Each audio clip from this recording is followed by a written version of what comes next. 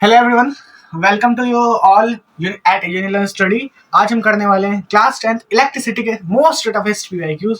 तो चलिए शुरू करते हैं। तो मैं अपना इंट्रोडक्शन दे दूं। I am Deepak and I am a BTech student at NSUT. Okay, NSUT Delhi. ठीक है, चलो आ जाओ, करते हैं क्वेश्चन नंबर 1। सबसे पहले मोस्ट टफेस्ट नाम ही रखा गया है बिकॉज इसमें भी मैं जो क्वेश्चन लाने वाला हूँ वो थोड़े से दिमाग हिलाने वाले क्वेश्चन है। मतलब है ना, आम बच्चा नहीं कर पाया, उसको थोड़ा सोचना पड़ेगा ना।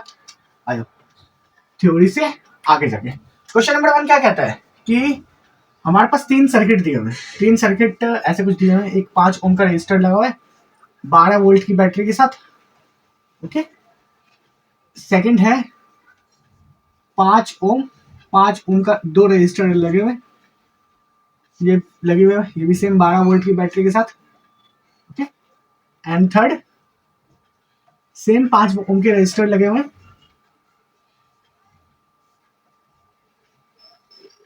12 वोल्ट की बैटरी के साथ।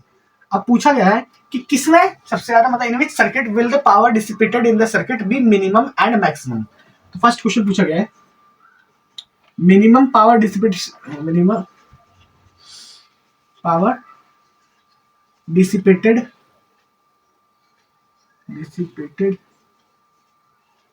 इन circuit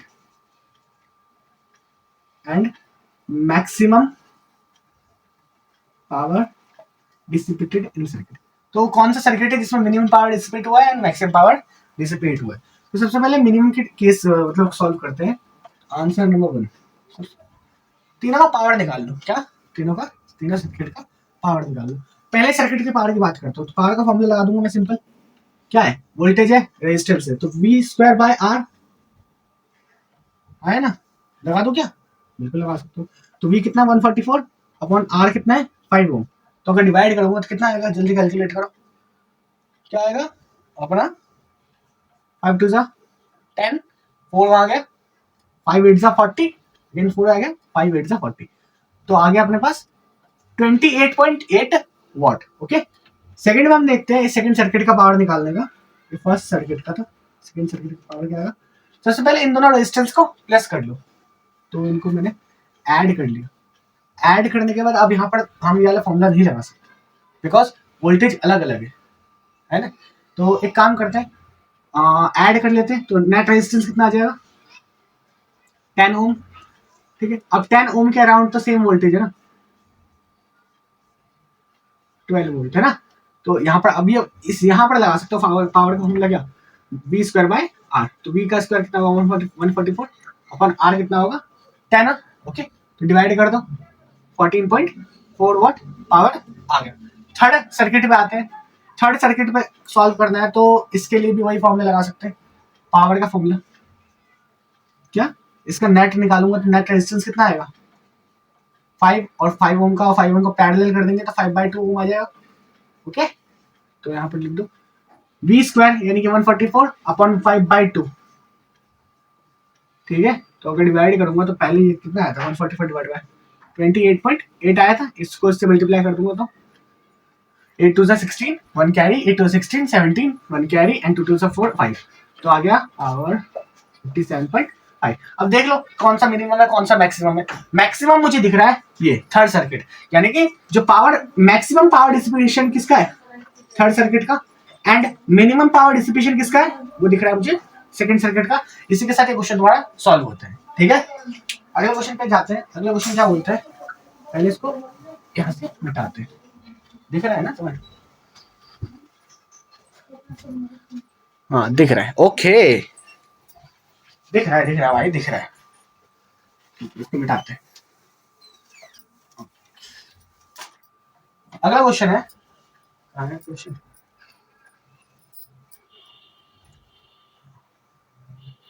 the resistance of a wire of a 0.01 centimeter radius, okay, is 14 ohm.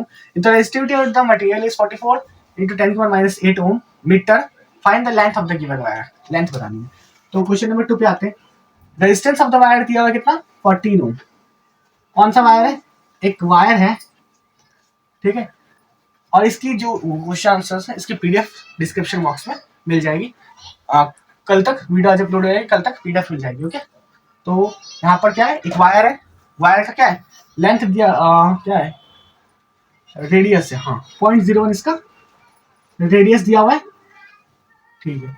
Length पूछा है, लेंथ पूछा है कि लेंथ होगा कितना। इसकी रेजिस्टिविटी दी हुई है हमारे पास 44 इंटू 10⁻⁻8 ओम, ठीक है। And find the length ohm metre, sorry. अब रेजिस्टेंस का फॉर्मूला तो सब जानते हैं, रेजिस्टेंस का फॉर्मूला क्या होता है, रो इंटू एल बाय ए। क्या क्या पता है, रो पता है, रेजिस्टेंस पता है, ए पता है। ए कैसे पता है, रेडियस दिया हुआ है, तो यहाँ से एरिया निकाल सकते हैं। एरिया क्या होता है, पाई आर स्क्वायर, ठीक है। तो पाई का फॉर्मूला जल्दी से यहाँ पर 3.14 लिखो, ठीक है। तो 3.14 इंटू रेडियस का स्क्वायर कितना होता है, तो रेडियस कितना दिया हुआ है 0.01 का स्क्वायर, तो 0.01 को मैं लिख सकता हूँ 10⁻⁻2, है ना। अरे यार 0.01 है, ठीक है। तो यहाँ से नीचे हटाऊंगा जीरो, तो कितना आएगा, 2 जीरो आ जाएंगे। और इसको लिख सकता हूँ 1/100, 1/100 इक्वल टू 10⁻⁻2। तो यहाँ पर 10⁻⁻2 लिख सकता हूँ। 10⁻⁻2 का स्क्वायर कितना होगा, 3.14 इंटू 10⁻⁻4 माइनस 2 का स्क्वायर -4, ठीक है। एरिया आ गया 3.14 10⁻⁻4 सेंटीमीटर स्क्वायर, इसमें सेंटीमीटर स्क्वायर। ये देखो ये किसमें चल रहा है, मीटर में, यहाँ पर क्या है सेंटीमीटर, तो ये एरिया किसमें आएगा, सेंटीमीटर में। सबसे पहले इसको कन्वर्ट करना पड़ेगा हमें सेंटीमीटर से मीटर में। तो 3.14 इंटू 10⁻⁻4। अब 1 सेंटीमीटर कितने मीटर के बराबर होता है, 1/100 मीटर के बराबर। अरे यार 1 मीटर कितने सेंटीमीटर, 100 सेंटीमीटर, है ना। तो अगर मैं 1 सेंटीमीटर की बात कर रहा हूं तो ये 100 को यहाँ पर डिवाइड करूंगा, ओके। तो 1 सेंटीमीटर में 1/100 मीटर होते हैं, या फिर 1 सेंटीमीटर में 10⁻⁻2 मीटर होते हैं, ठीक है। तो यहाँ पर वही कर लेते हैं, 10⁻⁻2 का स्क्वायर मीटर स्क्वायर। तो यहाँ पर 3.14 इंटू 10⁻⁻4 ये भी बन जाएगा, तो यहाँ पर 10⁻⁻8 बन जाएगा। तो एरिया हो जाएगा 3.14 10⁻⁻8, ठीक है। अब यहाँ पर पुट करते हैं, रेडियस कितना है 14, ओके। रो कितना है 44 इंटू 10⁻⁻8, लेंथ निकालना है, एरिया दिया हुआ है 3.14 इंटू 10⁻⁸। पहली बात तो -8 से -8 गया, ठीक है। लेंथ पूछा है तो लेंथ इक्वल टू हो जाएगा, इसको यहाँ पर भेज देते मल्टीप्लाई में, और ये हाथ से चलेगा डिवाइड, ठीक है। कोई प्रॉब्लम, कोई प्रॉब्लम नहीं, ठीक है। एंड इसको सॉल्व करना है, तो सबसे पहले 14 को बेसिकली अगर इसको कैलकुलेशन वाइज सॉल्व करते हैं, यहाँ पर लेता हूँ 100 डिवाइड में, एंड 314 को फिर फर्दर सॉल्व करना है। तो इसे सॉल्व करना है तुम्हें, ठीक है। मैं अपना कैलकुलेटर ढूंढ लो, एक सेकंड रुकना, मिल गया, मिल गया कैलकुलेटर, मिल गया। चलो आओ, कितना है 14 इंटू 314, इसको डिवाइड मल्टीप्लाई करके इसको डिवाइड करना है किसके साथ, 44 के साथ। तो आ जाएगा तुम्हारे पास 28.5 इंटू 10⁻⁻2 मीटर। ये हो गया लेंथ ऑफ द वायर। क्या आ गया, लेंथ ऑफ द वायर, दिख रहा है क्या, ठीक है। अगले क्वेश्चन को मूव करते हैं, इसको रब करते हैं। आया समझ में, आई होप आया होगा। अगला क्वेश्चन, नेक्स्ट क्वेश्चन पे मूव करते हैं। क्वेश्चन क्या कह रहा है, consider a two lamp A and B of rating 50 watt 220 volt, ठीक है, यानी पावर दिया 50 वॉट। तो यहाँ पर लैंप पहले लिख लेते हैं कि दो बल्ब है, दो बल्ब नहीं है, दो लैंप है, 2 लैंप, ओके। लैंप ए और लैंप डी। लैंप ए का रेटेड पावर कितना दिया हुआ है, पावर रेटेड दिया हुआ है 50 वॉट, और वी रेटेड यानी कि कितना दिया हुआ है 220 वोल्ट। वाइल लैंप बी का पावर रेटेड कितना दिया हुआ है 25 वॉट, एंड बी रेटेड दिया हुआ है सेम है 220 volt. Find the ratio of the resistance of the two lamp R A and R B. तो आर ए यहाँ से रेजिस्टेंस आएगा और इसका रेजिस्टेंस आएगा आर बी।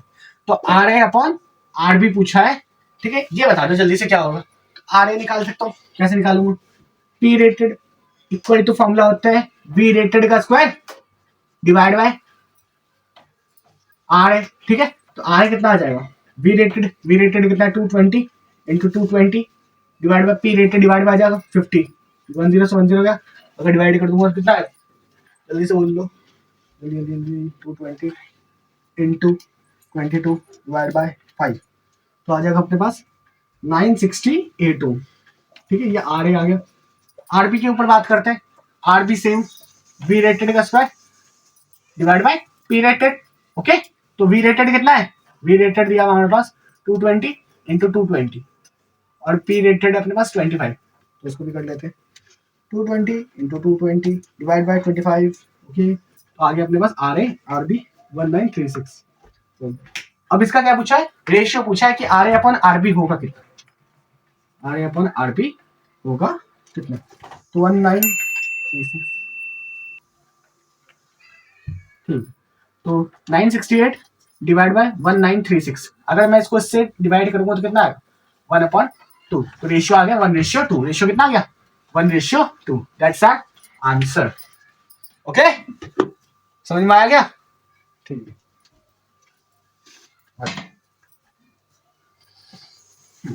ये कौन सा क्वेश्चन था यार? क्वेश्चन नंबर 3 था।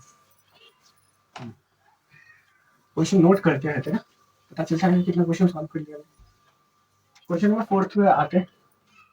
क्वेश्चन नंबर 4 क्या बोल रहा है? Question 4, heat produce per second due to heat produce per second due to a current in a resistor of 4 ohm is 400 joule. Okay, calculate the potential difference across the resistor. तो heat दिया हुआ है हमारे पास कितना? 400 joule and वो क्या है? Resistor दिया है 4 ohm। तो हमसे पूछा है कि पोटेंशियल डिफरेंस बता दो कितना होगा। पोटेंशियल डिफरेंस बता दो कितना होगा। अब ये क्या है? हीट प्रोड्यूस पर सेकंड है। हीट प्रोड्यूस पर सेकंड यानी कि इसको ऐसे लिख सकते हैं, heat upon time equal to 400 joule. ठीक है, ओके। तो एच अपॉन टी दिया हुआ। एच का फॉर्मूला क्या होता है? V square by R into T, है ना। तो एच अपॉन टी कितना दिया हुआ है हमारे पास? या एच नहीं दिया हुआ है, या एच अपॉन टी दिया हुआ है। वी स्क्वायर बाय आर और एच अपॉन टी कितना दिया? 400 जूल। कितना दिया? 400 जूल। अगर मैं इसको सेकंड में कन्वर्ट करूं तो 400 जूल पर सेकंड होगा। ठीक है, अब वी कितना? वी तो निकालना ही है और रेजिस्टेंस दिया होगा 4 ओम। तो वी स्क्वायर इक्वल टू उसको इसके मल्टीप्लाई कर दो 400 के साथ, तो 1600 एंड बी निकालूंगा तो अपने पास आ जाएगा 40। कितना गया? 40 वोल्ट। ओके, देखो सबसे पहले क्या बोला गया? क्वेश्चन में बोला गया है कि हीट प्रोड्यूस्ड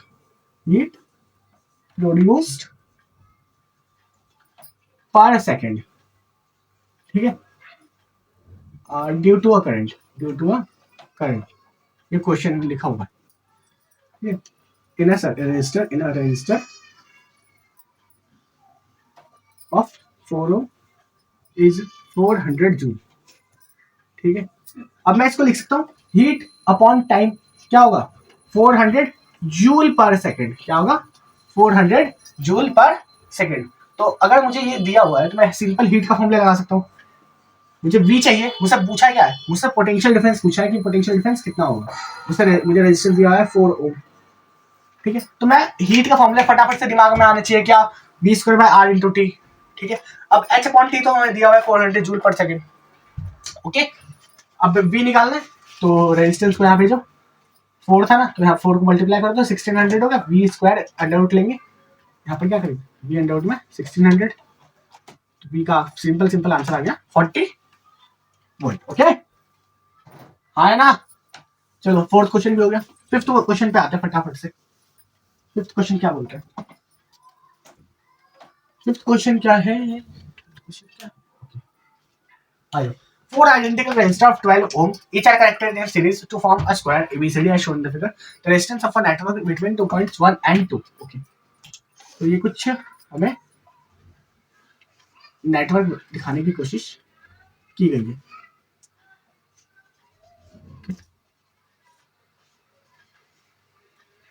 कितना? 12 ओम, 12 ओम एंड 12 ओम, एंड ये भी 12 ओम। ठीक है, इसने पूछा the resistance of the network between the point 1 and 2। 1 और 2 के बीच में कितना रेजिस्टेंस होगा? नेट रेजिस्टेंस कितना होगा? ठीक है, तो नेट रेजिस्टेंस पूछा है। तो अगर मैं इसको सिंपल एक वायर को सीधा कर दूं तो कुछ प्रॉब्लम हो जाएगी क्या? यहाँ पर हो जाएगा, ये 1 पॉइंट यहाँ पर आ गया और 2 पॉइंट यहाँ पर आया। सिंपल वायर को ऐसे सीधा रख दिया ना, है ना। यहाँ पर तो अभी भी सब कुछ चल ही रहा है मामला। ओके, अब देखो यहाँ पर ये 12 ओम, ये 12 ओम, ये 12 ओम, ठीक है। ये तीनों आपस में सीरीज में दिख रहा है या नहीं दिख रहा है? बिल्कुल सीरीज में दिख रहा है। अरे ये तो नहीं दिख रहा ना, हाँ ये तीनों आपस में सीरीज में दिख रहे हैं हमें, तो इसको सबसे पहले ऐड कर देते ना यार। ये 1 यहाँ पर पॉइंट आ गया, इसको ऐसे रहने देते 12 ओम को, और यहाँ पे 2.5। अगर मैं नेट रेजिस्टेंस लिख लूँ इन तीनों का, क्या आएगा? 12 + 12 + 12 कितना आएगा नेट इसका? 36 ओम। ओके, ठीक है, आया ना। अब इन दोनों का पैरेलल ले लो। पैरेलल कैसे लेंगे? एक और कॉन्सेप्ट बता दूं तुम्हें, ध्यान से सुनना, ध्यान से। शॉर्ट ट्रिक, ठीक है। अगर कभी ऐसा दिया हुआ है कि दो रजिस्टर है, दो अननोन रजिस्टर, बेसिकली दो अनइक्वल रजिस्टर है, ठीक है। ये R1 है और ये R2 है। इनका पैरेलल कॉम्बिनेशन में पूछा है कि नेट रेजिस्टेंस कितना होगा, नेट रेजिस्टेंस कितना होगा। तो R1 को R2 से मल्टीप्लाई करो, ओके, और नीचे R1 + R2 कर दो, ये आ गया इसका नेट रेजिस्टेंस। ओके, है ना। R1 × R2 upon R1 + R2, same यहीं पे करते हैं।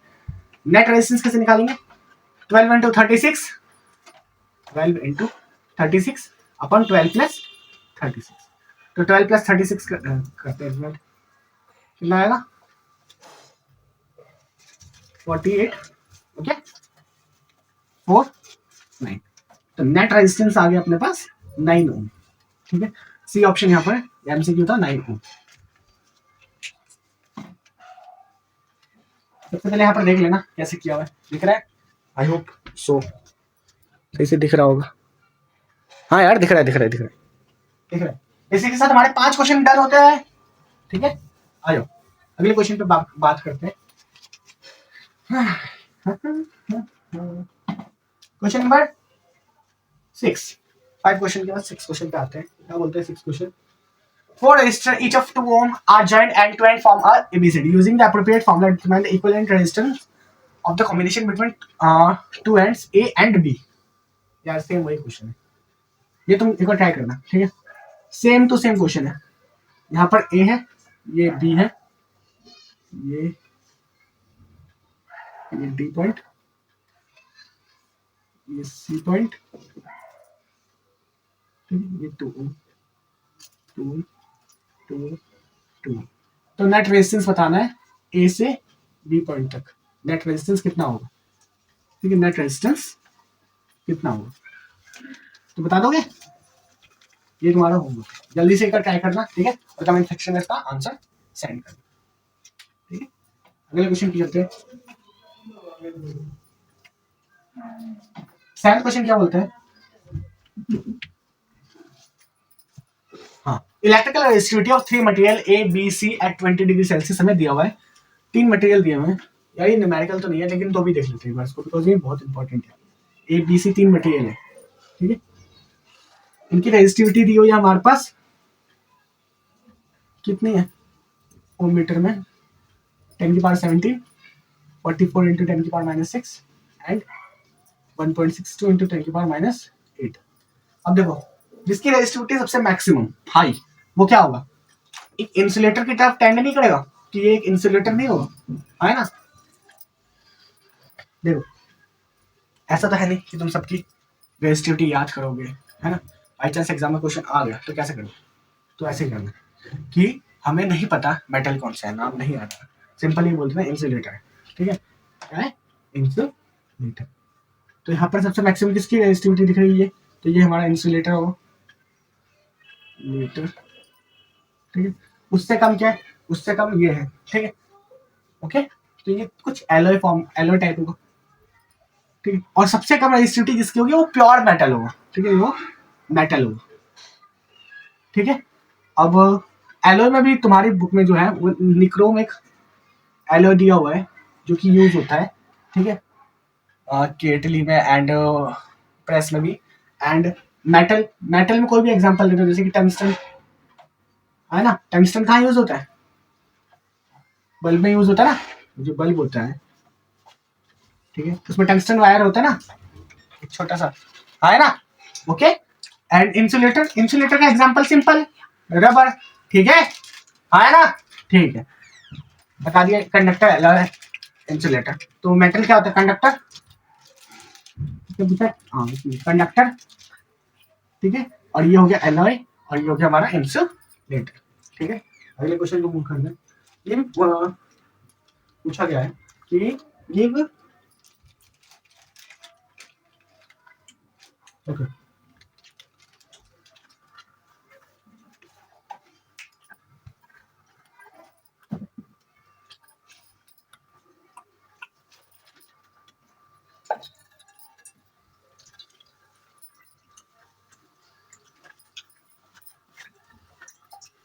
क्वेश्चन नंबर 8 क्या बोला गया कि draw circuit diagram showing the above resistors X and Y joining in parallel with the same battery and same ammeter. Okay, अच्छा, दो रजिस्टर है, एक 3 ओम का एंड एक है 6 ओम का, ठीक है। इसके बीच में मीटर लगा हुआ है, मीटर लगा हुआ है, ये हमारे पास एक बैटरी लगी हुई 2 वोल्ट की, पीछे लगा हुआ। ये हमारे पास एक सर्किट डायग्राम रिप्रेजेंट किया हुआ। अब तुम्हें एक सर्किट डायग्राम बताना है जिसमें 3 और 6 ओम के रेजिस्टर्स किसमें हो, पैरेलल में, ठीक। तो इसको पैरेलल में लगा देते हैं सबसे पहले, 3 ओम 6 ओम, ठीक है, लग गया पैरेलल में। यहाँ पर एम्पलीफायर लगा दो, कहीं भी लगा सकते हो, मैं यहाँ पर लगा देता हूँ, ठीक है। मैं बैटरी का पोलैरिटी रिवर्स करूँगा, ठीक है, यहाँ पर स्विच बन गया और ये लग गया। अब वोल्ट मीटर लगाना है, तो वोल्ट मीटर को हमें उसके टर्मिनल पे लगाना पड़ता है। देखो वोल्ट मीटर से पता चलता है कि दोनों की वोल्टेज क्या है, सेम है ना। ये हो गया हमारा, इसको सर्किट डायग्राम को हमने इसमें कन्वर्ट कर दिया अगर ये पैरेलल कॉम्बिनेशन में गए तो, ठीक है। In which combination of the resistor will the potential difference across x and y and current through x and y will be the same? Okay. कौन से कॉम्बिनेशन में x और y से पोटेंशियल डिफरेंस एंड x और y में current same होगा? तो सबको पता है सीरीज कॉम्बिनेशन में करंट सेम होता है, ठीक है, एंड पैरेलल कॉम्बिनेशन में वोल्टेज सेम होता है, ठीक है। आया समझ में? वोल्टेज दिख रहा है सेम, 6 ओम के लिए भी v वोल्टेज है और 3 ओम के लिए भी वही v वोल्टेज यानी कि 2 वोल्ट है, ठीक है। वाइल अगर इसका देखूं मैं तो इसमें लाइक ये पूरे एंड टू एंड वोल्टेज बता रहा है, लेकिन अगर मैं इसका और इसका सेपरेटली निकालना चाहूँ एक मिनट देख सकते हैं, x और y एंड v होगा, in which combination of resistor potential difference across x and y and current through x and y will be the same।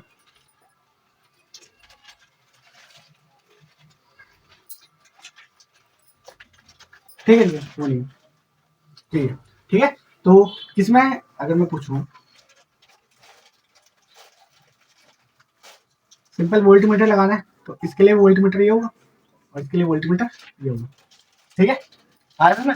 तो इन दोनों की रीडिंग अलग अलग आएगी, इन दोनों की रीडिंग अलग अलग आएगी बिकॉज सीरीज कॉम्बिनेशन में क्या होता है, वोल्टेज डिवाइड हो जाता है, वाइल पैरेलल कॉम्बिनेशन में वोल्टेज सेम होता है बिकॉज दोनों एक ही एंड से एंड टू एंड जुड़े हुए हैं, ओके। आया ना?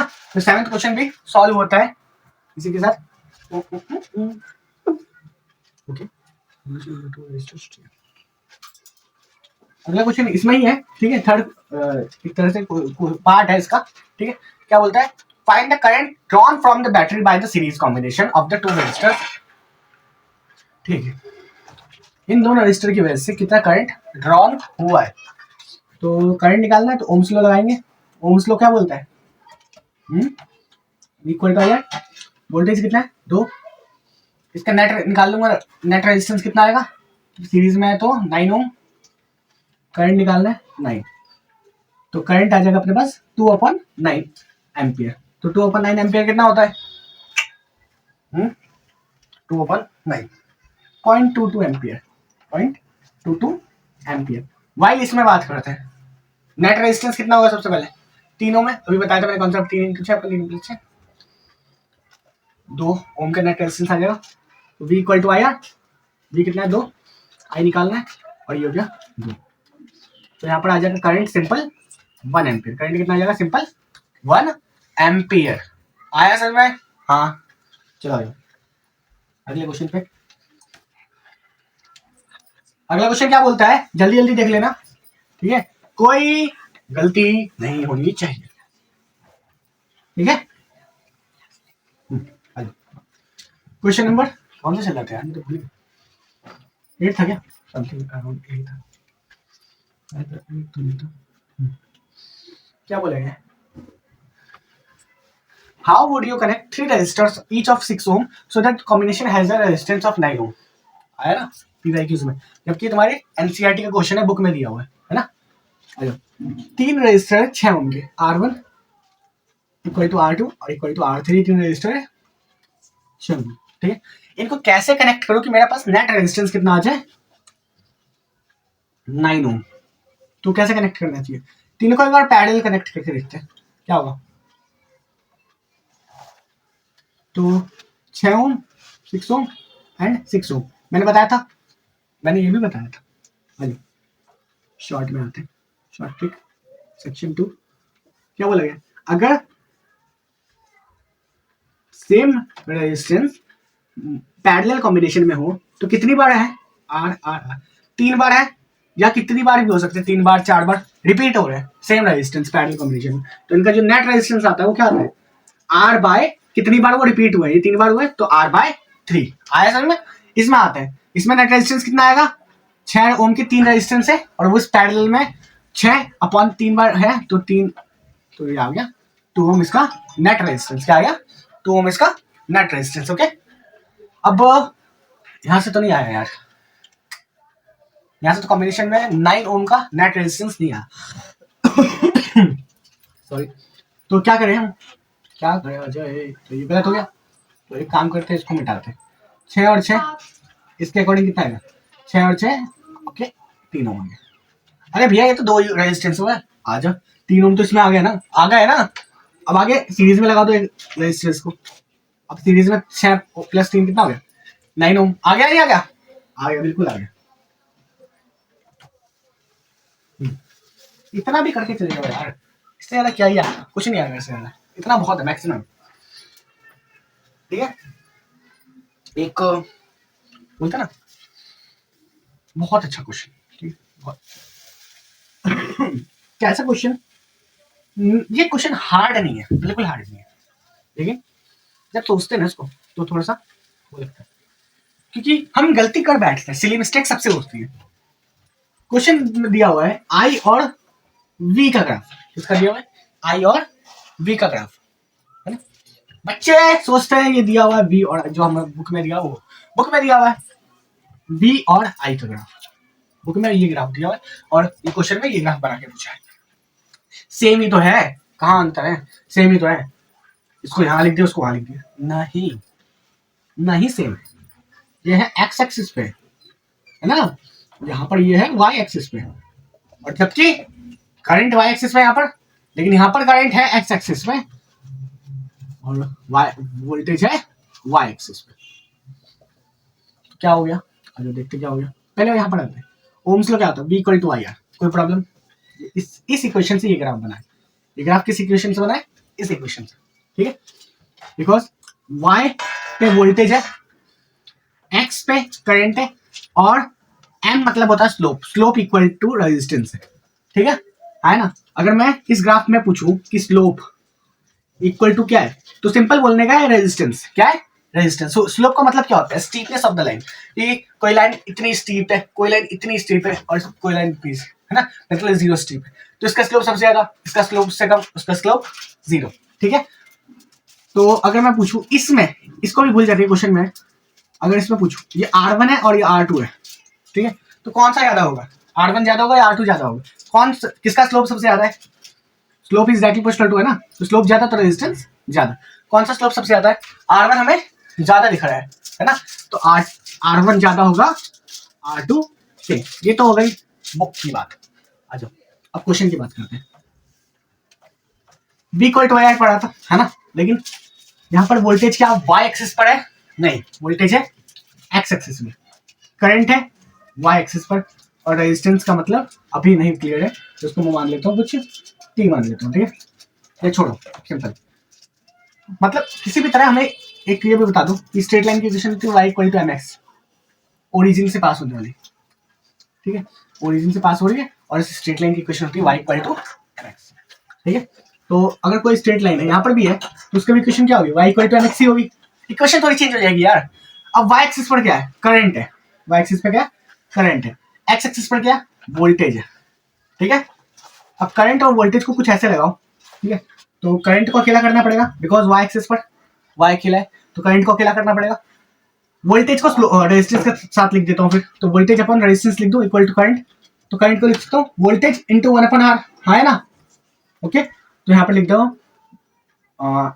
रेजिस्टेंस कितना हो गया, प्लस स्लोप किसके इक्वल है 1/r के, तो 1/r इंटू एक्स एक्सिस पर क्या है वोल्टेज। ये इक्वेशन है इस ग्राफ के लिए, ये इक्वेशन है इस ग्राफ के लिए। और इस इक्वेशन से क्या पता चलता है, slope is inversely proportional to resistance, slope is inversely proportional to resistance, यानी कि स्लोप को इंक्रीज करेंगे तो क्या होगा, रेजिस्टेंस डिक्रीज होगा, हाँ या ना, ओके, ठीक है। तो यहां पर बोला गया क्वेश्चन में कि R1 R2 और R3 तीन रेजिस्टेंस है, ठीक है, इनका रिलेशन बताना है। तो slope is inversely proportional to resistance, जिसका स्लोप ज्यादा उसका रेजिस्टेंस वैल्यू सबसे कम, तो सबसे कम इसका, उससे कम उसका, और सबसे ज्यादा इसका, ठीक, सबसे ज्यादा, सबसे कम, उससे ज्यादा एंड उससे ज्यादा, तो R3 is greater than R2 is greater than R1। कौन सा ऑप्शन है, डी ऑप्शन, ठीक है। आगे समझ में आ गया होगा। लेट मी चेक वीडियो, भाई साहब 31 मिनट की वीडियो होगी भाई। लास्ट क्वेश्चन करते हैं इसका, अगर कुछ करो कहाँ है, okay okay okay okay, question number क्या है, लास्ट 10 क्वेश्चन था, ऐसे तो 10 तो हो गया था, मैंने एक ज़्यादा ही कर रहा। Use Ohm's law to determine the potential difference across 3 ohm resistance in the circuit shown in the following diagram when the key is closed. देखो एक थोड़ा सा खतरनाक वाला क्वेश्चन लेते हैं बच्चों, मतलब डरने का नहीं, ठीक है, क्या डरने का नहीं।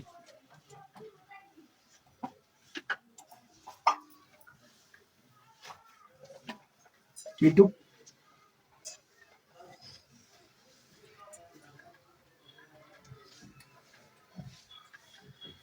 ये Q1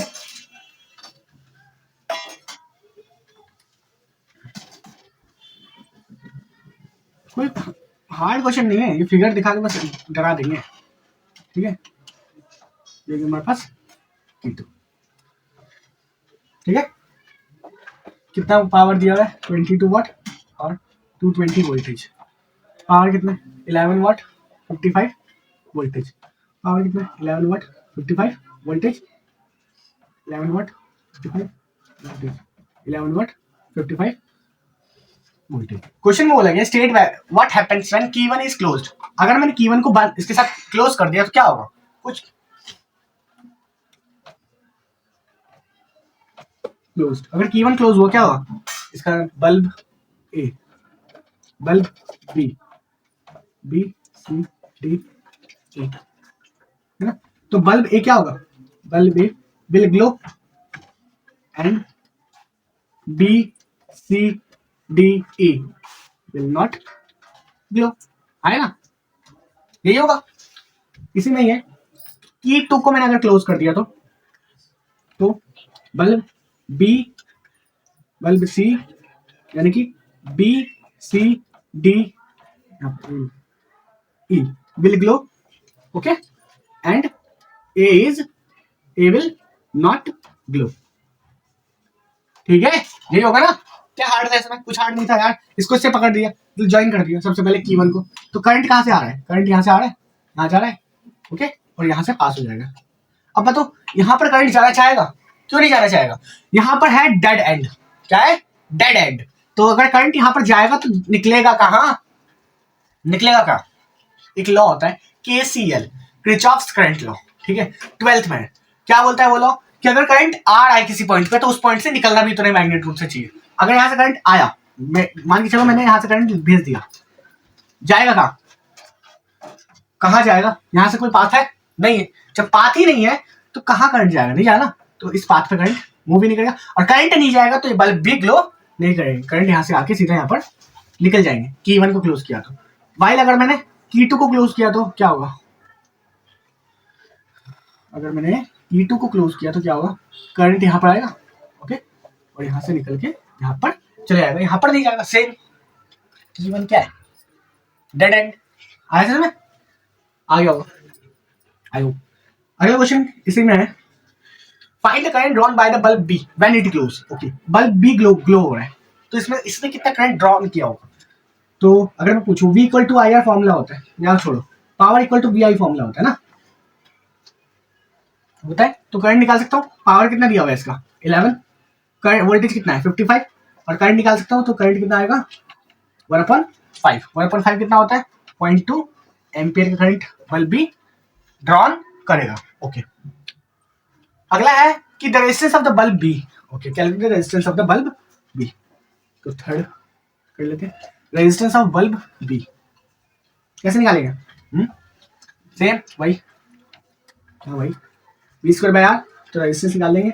वोल्टेज कितना दिया है बल्ब बी का 55 इंटू 55 अपॉन पावर कितनी दी हुई है 11, तो 5। ओके, 55 इंटू 55 कितना होता है? जल्दी से 55 इंटू 55 इंटू 5 तो 275। तो bulb resistance of bulb B कितना आ जाएगा 275 ओम। कोई प्रॉब्लम है क्या? कोई प्रॉब्लम नहीं है।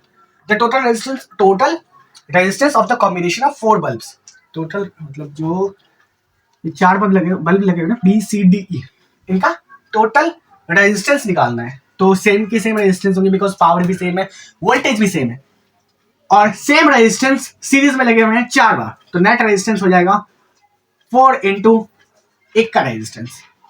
एक का रेजिस्टेंस कितना है 275, तो 275 को 4 से मल्टीप्लाई कर देते हैं तो आ जाएगा हमारे पास